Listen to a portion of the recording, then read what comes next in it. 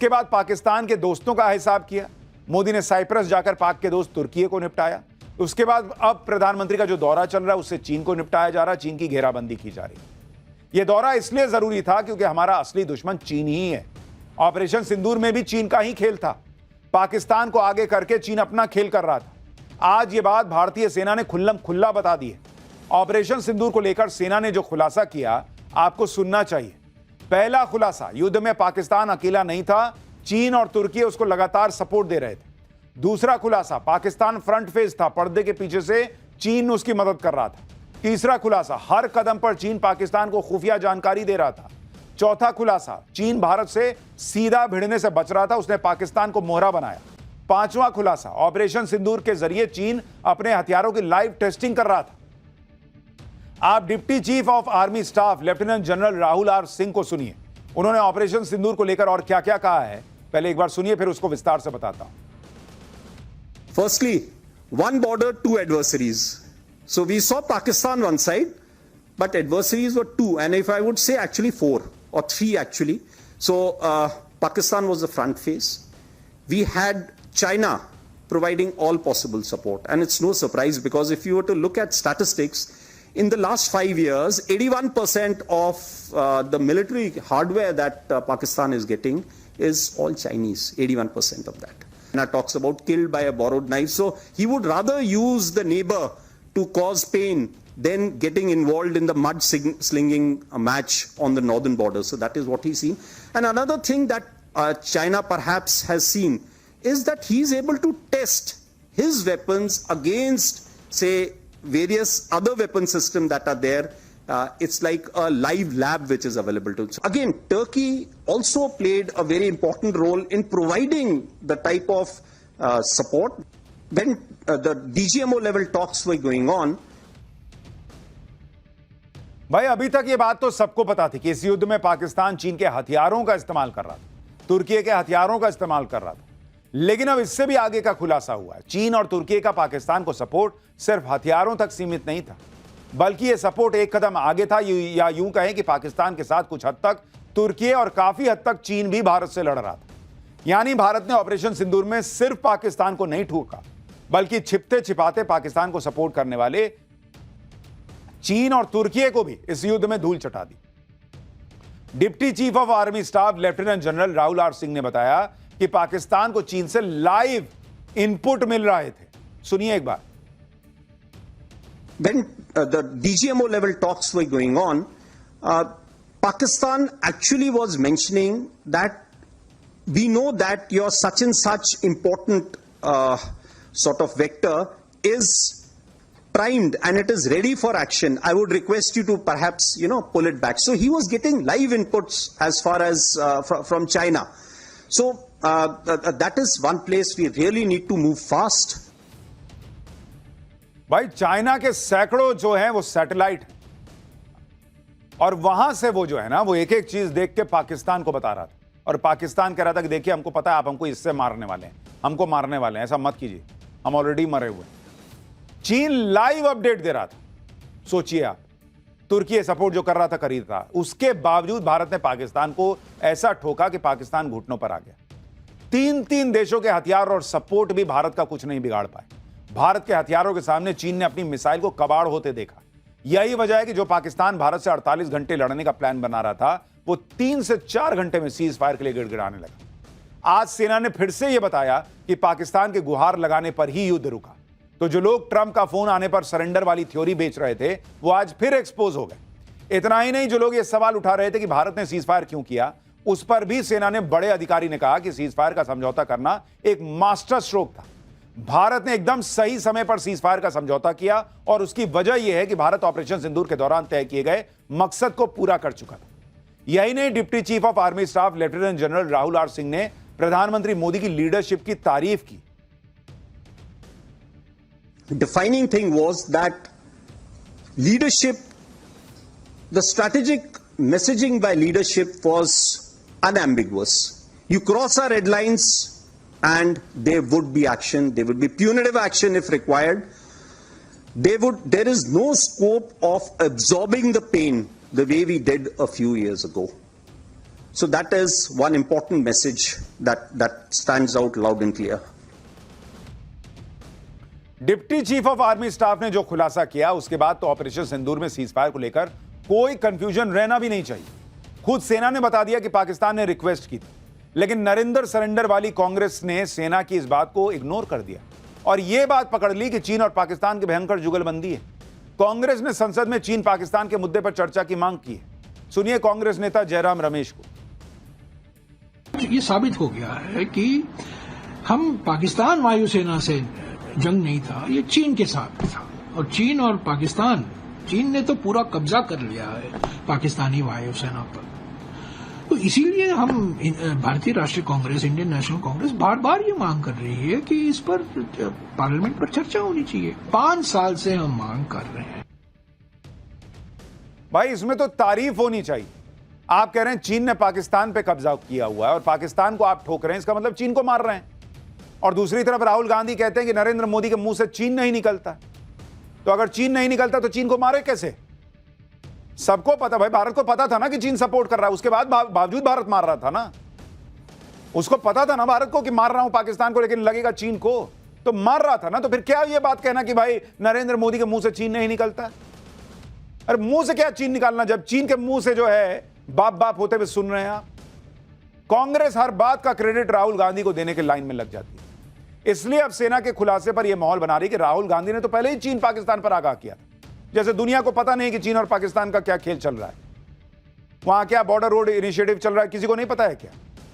कांग्रेस यह दिखा रही है कि राहुल गांधी को विदेश नीति की बहुत समझ है, लेकिन यही राहुल गांधी नरेंद्र सरेंडर करके फंस जाती है। आप देखिए, एक तरफ राहुल गांधी माहौल बना रहे थे कि ट्रंप के फोन के बाद भारत ने सरेंडर किया, उधर पाकिस्तान ने फिर कबूल लिया कि भारत ने उसे ऐसा ठोका कि उसके पास सरेंडर के अलावा कोई चारा नहीं था, रास्ता नहीं था। पाकिस्तान के प्रधानमंत्री शहबाज शरीफ के सलाहकार राणा सनाउल्लाह ने कबूल किया है टीवी पर कि ऑपरेशन सिंदूर के दौरान जब भारत की ब्रह्मोस मिसाइल ने रावलपिंडी के नूर खान एयरबेस पर हमला किया तो उनकी सेनाओं को मात्र 30 से 45 सेकंड सोचने का समय मिला कि भाई कहीं ये न्यूक्लियर वेपन लेके तो भारत ने नहीं ठोक दिया है। और इतने में ब्रह्मोस ने अपना काम कर दिया। ये भाई खुद बता रहे हैं कि 30 सेकंड में इनको तय करना था कि भारत ने ब्रह्मोस तो मार दिया। इनको पता था कि ये अभी फटेगा, लेकिन इनको यह तय करना था कि भाई ये फटेगा तो न्यूक्लियर बम के साथ तो नहीं फटने वाला है। और ये कह रहे हैं कि भाई अगर 30 सेकंड में अच्छा हुआ भारत ने न्यूक्लियर बम नहीं मारा, नहीं तो हम भी मारते तो क्या होता। अरे भाई जब फटता तुमको पता नहीं चल जाता कि न्यूक्लियर बम फटा है कि नहीं फटा है? 30 सेकंड में ही पता करना था। और अगर उसमें न्यूक्लियर बम नहीं दिखा इसलिए कहा कि आओ फट जाओ, हमको कोई दिक्कत नहीं है, फट जाओ, हम तो न्यूक्लियर बम होता तब मारते, ऐसे नहीं मारते। यही खेला करते क्या? गजबे लोग हैं लोग। ऑपरेशन सिंदूर के करीब 2 महीने बाद भी पाकिस्तान भारत की ब्रह्मोस मिसाइल के डर से बाहर नहीं आ रहा है, जबकि उसे चीन और तुर्की सपोर्ट कर रहे थे। पाकिस्तान की धुलाई के आड़ में चीन तो अपने हथियारों की टेस्टिंग कर रहा था, वो तो मूर्ख बना रहा था इसको। इसके सैनिक मरे, इसके लोग मरे, इसका धुआं धक्कड़ हो गया।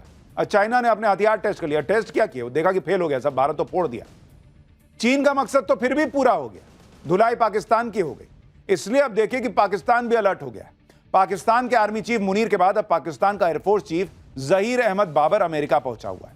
10 साल बाद कोई पाकिस्तानी एयरफोर्स चीफ अमेरिका गया है। पाकिस्तान इस यात्रा के जरिए अमेरिका से रक्षा सहयोग बढ़ा रहा है, लेकिन पाकिस्तान के पास तो 80% हथियार चीन के हैं। अगर वो अमेरिका से हथियार लेगा तो चीन के कोटे वाले हथियारों पर कैंची चलानी होगी। वैसे भी ऑपरेशन सिंदूर के बाद चीन के हथियारों पर पाकिस्तान का भरोसा उठ ही गया होगा। ऑपरेशन सिंदूर में भारत ने चीन के HQ-9 एयर डिफेंस सिस्टम को फोड़ दिया था, PL-15 चाइनीज मिसाइल को फोड़ दिया, चीन के एयरक्राफ्ट J-10 को कबाड़ बना दिया। यानी चीन जिन अहम चीजों पर युद्ध लड़ गया उसे भी भारत ने फुस कर दिया। चीन के हथियारों का जनाजा निकल गया। शायद यही वजह है कि पाकिस्तान के जनरल अमेरिका का चक्कर लगा रहे हैं कि कोई तो हथियार अमेरिका वाला मिल जाए, चीन तो पिटवा देगा, मरेंगे हम। लेकिन ये तो चल रहा है साहब। लेकिन आप नरेंद्र मोदी की स्थिति देखिए कि कितने मोर्चे पे वो लड़ रहे हैं। इंटरनल पॉलिटिक्स तो राहुल गांधी और जो करते हैं सो है ही है। उधर पाकिस्तान लड़ता है, लेकिन पीछे से चीन, तुर्की सब भिड़े हुए। और चूंकि भारत की अर्थव्यवस्था रॉकेट बनी हुई है, तो ट्रंप वगैरह जो है वो इधर उधर से जो है उनकी वो आग लगी रहती कि कैसे भारत को रोके, क्या करें। मतलब हर तमाम मोर्चे खुले और ये होता है। आप भी दफ्तर में काम करते होंगे, जब ज्यादा अच्छा काम कीजिएगा 10 लोग जो है वो टांग खींचने वाले आते हैं। सेम हाल इस वक्त तेजी से उभरते बढ़ते भारत का हो रखा है। खैर, भारत को तो नरेंद्र मोदी का नेतृत्व मिला हुआ है, लेकिन बीजेपी का नेतृत्व चेंज होने वाला है और पाठशाला में अगला चैप्टर उसी पर है। बीजेपी का नया अध्यक्ष कौन बनने जा रहा है, वो नाम जिस पर मुहर लगनी तय हो गई है क्या? 2 दिन में ऐसा क्या हुआ कि बीजेपी का नया अध्यक्ष चुना जाना फाइनल हो गया? बीजेपी को पहली बार महिला अध्यक्ष मिलने जा रही है। कहानी में बड़ा ट्विस्ट है, अब इसका चैप्टर खोल रहा हूं। इस वक्त बीजेपी के अंदर जबरदस्त हलचल मची हुई है। 2 दिन में इतने दनादन फैसले हुए हैं कि लोग हैरान रहे कि चल क्या रहा है। उधर आरएसएस की भी एक मीटिंग आज से दिल्ली में शुरू हो गई। एक तरफ आरएसएस की मीटिंग, दूसरी तरफ बीजेपी के अंदर धड़ाधड़ नए फैसले, जबरदस्त सस्पेंस का माहौल बना है। और यह सस्पेंस है बीजेपी के नए अध्यक्ष के नाम को लेकर, क्योंकि जेपी नड्डा के बाद बीजेपी अब नया अध्यक्ष चुनने जा रही है। प्रधानमंत्री नरेंद्र मोदी इस वक्त विदेश में है और कहा जा रहा है कि पीएम मोदी के विदेश से लौटते ही बीजेपी के नए अध्यक्ष का नाम सामने आ जाएगा। यानी जुलाई का महीना तो नहीं जाने वाला है। ये लोग कह रहे हैं कि जुलाई में तो बीजेपी का नया अध्यक्ष कौन है पता लग ही जाएगा। और कुछ लोग तो कह रहे हैं कि 10 दिन भी नहीं लगेगा और नाम आ जाएगा कि नड्डा को कौन रिप्लेस करेगा। नए अध्यक्ष के लिए कौन सा नाम चल रहा है लिस्ट में? क्या कोई महिला पहली बार बीजेपी के अध्यक्ष बन सकती है, या कहानी में बड़ा ट्विस्ट आने वाला है? ये सब आज आपको बताऊंगा। 2 दिन में ऐसा क्या हो गया कि कुछ ही दिनों में बीजेपी का नया अध्यक्ष चुना जाना फाइनल हो गया है लगभग, ये भी बताऊंगा। लेकिन पहले बीजेपी के अंदर मची हलचल की एक झलक देखिए।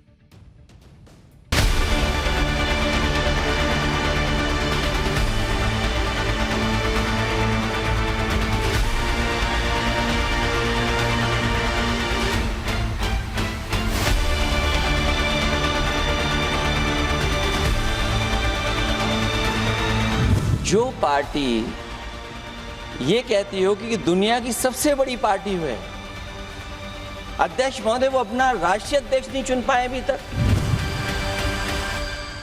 इस सामने जितनी पार्टियां हैं उनका राष्ट्रीय अध्यक्ष उन 5 लोगों को ही चुनना है परिवार के।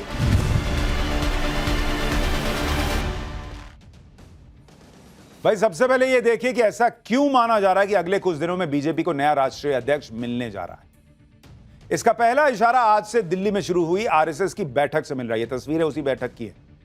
बीजेपी के अध्यक्ष चुनाव में इस बैठक की अहम भूमिका रहेगी माना जा रहा है। दिल्ली के केशव कुंज में आरएसएस के दफ्तर में संघ के सभी प्रांत प्रचारकों की बैठक शुरू हुई। 6 जुलाई तक चलने वाली इस बैठक में संघ और उसके सहयोगी संगठनों से जुड़े 200 से ज्यादा लोग शामिल होंगे। बीजेपी की तरफ से संगठन महासचिव बीएल संतोष के भी बैठक में शामिल होने की बात कही जा रही है। सूत्रों के मुताबिक इस बैठक में बीजेपी के नए अध्यक्ष के चुनाव की रूपरेखा बनेगी और चुनाव की तारीख भी तय हो सकती है। तो यह तो पहला इशारा है। दूसरा इशारा यह कि आरएसएस की बैठक खत्म होने के कुछ दिनों बाद ही यानी 8 या 9 जुलाई को पीएम मोदी अपने सबसे लंबे विदेश दौरे से वापस लौट रहे हैं।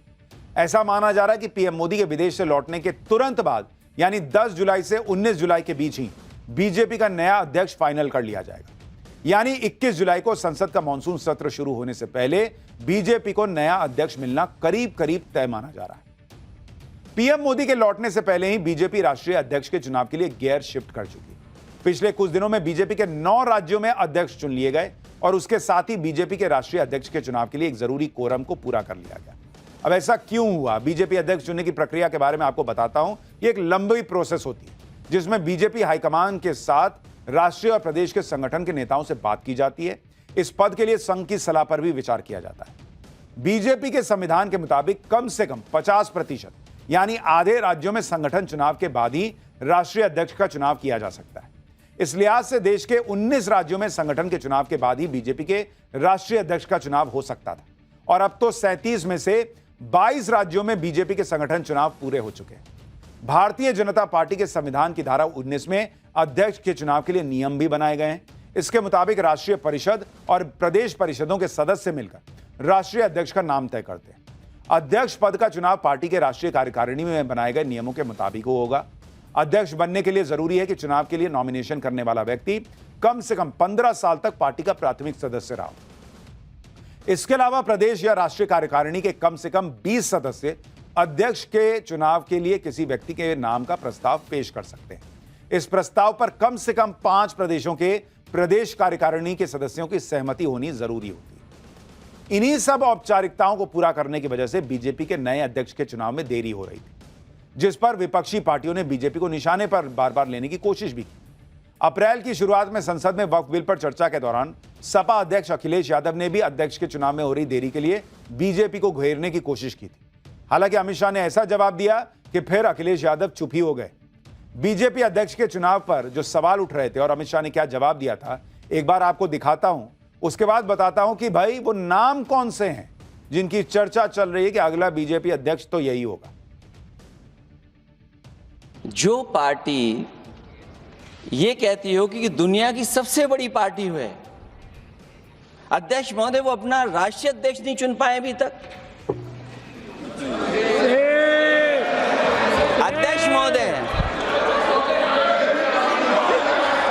अध्यक्ष महोदय भारतीय जनता पार्टी क्या है? अखिलेश जी ने बहुत हंसते हंसते कहा है, इसको हंसते हंसते जवाब देना। ये सामने जितनी पार्टियां हैं उनका राष्ट्रीय अध्यक्ष उन 5 लोगों को ही चुनना है परिवार के। हमें माननीय अध्यक्ष जी करोड़ों सदस्यों में से 12-13 करोड़ सदस्य प्रक्रिया कर कर चुनना है तो देर लगती है, आपके यहां जरा भी देर नहीं लगेगी। मैं कह देता हूं अभी 25 साल तक आप अध्यक्ष हो जाओ, नहीं बदल सकता। हालांकि अब बीजेपी ने नया अध्यक्ष चुनने के लिए सभी जरूरतों को पूरा कर लिया है। खबर है कि उम्मीदवारों के नाम भी फाइनल हो चुके हैं। तो सवाल उठता है कि कौन सा चेहरा है जिसे बीजेपी से बड़ी जिम्मेदारी मिलने जा रही है। बीजेपी में नए अध्यक्ष के चुनाव को लेकर चल रही हलचल के बीच जिन नामों की चर्चा सबसे ज्यादा है उनके बारे में आपको बताता हूं। पहला नाम जिन्हें फ्रंट रनर भी कहा जा रहा है वो है भूपेंद्र यादव का। ये दूसरी बार केंद्रीय मंत्री बने हैं। इनके पास फिलहाल पर्यावरण मंत्रालय की जिम्मेदारी है। बीजेपी के राष्ट्रीय सचिव रह चुके हैं। भूपेंद्र यादव को बीजेपी में स्ट्रैटेजी वॉर रूम का एक्सपर्ट माना जाता है।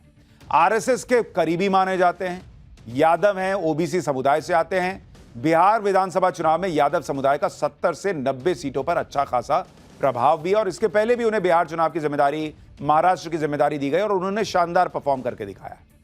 दूसरा नाम धर्मेंद्र प्रधान का चल रहा है। मौजूदा सरकार में शिक्षा मंत्री हैं।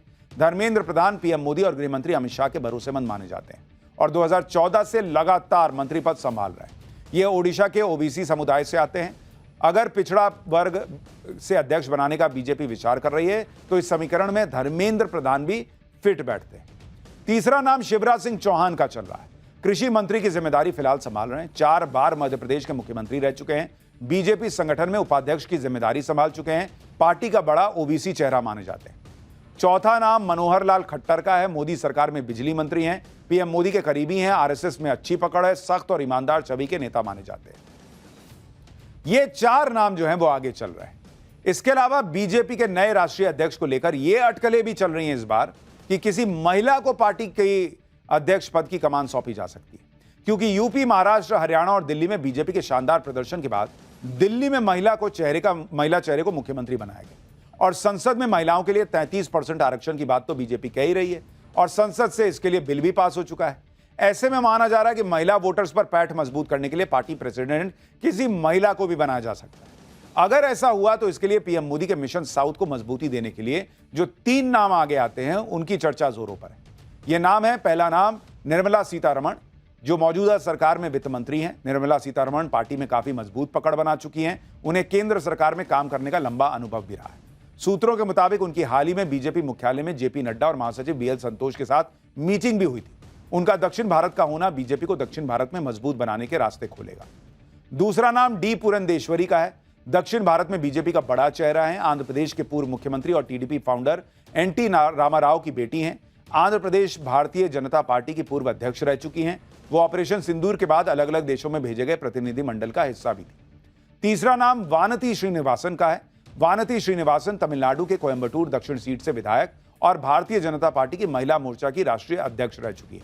वो लंबे समय से पार्टी के लिए काम कर रही हैं। वानती 1993 से बीजेपी के साथ हैं और संगठन में कई अहम पदों पर बनी रही हैं। बीजेपी के राष्ट्रीय अध्यक्ष के चुनाव पर देश की राजनीति में चर्चा इसलिए भी तेज है क्योंकि मौजूदा अध्यक्ष जेपी नड्डा पहले ही एक्सटेंशन पर चल रहे हैं। जनवरी 2023 में बीजेपी के राष्ट्रीय अध्यक्ष पद पर जेपी नड्डा का कार्यकाल खत्म हो गया था। फिर लोकसभा चुनावों की वजह से उनका कार्यकाल जून 2024 तक बढ़ाया गया। इसके बाद हरियाणा, महाराष्ट्र और जम्मू कश्मीर के अलावा दिल्ली विधानसभा चुनाव थे तो जेपी नड्डा का कार्यकाल फिर आगे बढ़ा दिया गया। फिर पार्टी संगठन के चुनावों में देरी की वजह से उनका अध्यक्ष का चुनाव टलता रहा, लेकिन अब नए अध्यक्ष के चुनाव का रास्ता पूरी तरह क्लियर हो चुका है। ऐसे में माना जा रहा है कि संसद के मॉनसून सत्र की शुरुआत से पहले ही बीजेपी को नया राष्ट्रीय अध्यक्ष मिल सकता है, क्योंकि बीजेपी बिहार चुनाव में एक नए अध्यक्ष के साथ ही जाना चाहेगी ताकि एक रिदम बने, क्योंकि पहले बिहार का चुनाव है, फिर जो है वो बंगाल का चुनाव है और अलग अलग चुनाव और होने। तो बहुत जल्द मान के चलिए कि नए अध्यक्ष के नाम का ऐलान हो जाएगा। अब वो नए अध्यक्ष का सेलिब्रेशन केक कौन काटेगा ये तो वक्त बताएगा। लेकिन आज बागेश्वर बाबा बर्थडे केक काट रहे हैं भैया, उनका बर्थडे है आज। आज बागेश्वर बाबा के जन्मदिन पर ऐसे अजीबोगरीब गिफ्ट मिले हैं कि बाबा भी चकरा गए। हिंदुत्व का डंका बजाने वाले बागेश्वर बाबा के बर्थडे पर उनकी जिंदगी का वो चैप्टर खोल रहा हूं जो रुला देगा। बागेश्वर बाबा सनातन और हिंदुत्व के सबसे मुखर समर्थकों में से एक है। बागेश्वर बाबा बिना किसी लाग लपेट के हिंदू राष्ट्र की बात करते हैं, जातिवाद को खत्म करने का संकल्प लेते हैं। बागेश्वर बाबा की यही बातें जातिवाद की राजनीति करने वालों को पसंद नहीं आती, इसलिए बागेश्वर बाबा के खिलाफ बयानबाजी भी खूब होती है। लेकिन बागेश्वर बाबा इन सबसे बेपरवाह हैं। वो नेताओं की बयानबाजी का जवाब नहीं देते, बल्कि दोगुने उत्साह के साथ अपने संकल्प को पूरा करने में जुट जाते हैं। आज बागेश्वर बाबा का जन्मदिन है और जन्मदिन का उत्सव मनाने के लिए बागेश्वर धाम में हजारों भक्त पहुंचे हुए हैं। बागेश्वर बाबा के जन्मदिन पर आज उनकी जिंदगी का वो चैप्टर दिखाने जा रहा हूं जो आपने कहीं नहीं देखा होगा। बागेश्वर बाबा किस तरह कठिनाइयों को झेलते हुए यहां तक पहुंचे, वो हैरान करने वाला है। बागेश्वर बाबा का जन्मदिन किस तरह से मनाया गया, जन्मदिन पर कौन से अजीबोगरीब गिफ्ट मिले, ये सब बताऊंगा। लेकिन जरा उनकी एक झलक भी देखिए।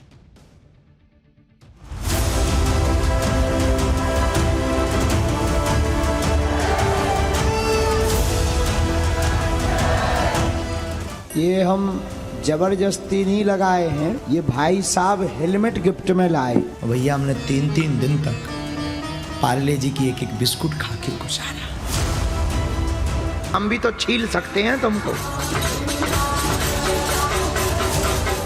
और गुरुदेव, आपकी उम्र हमें लग जाए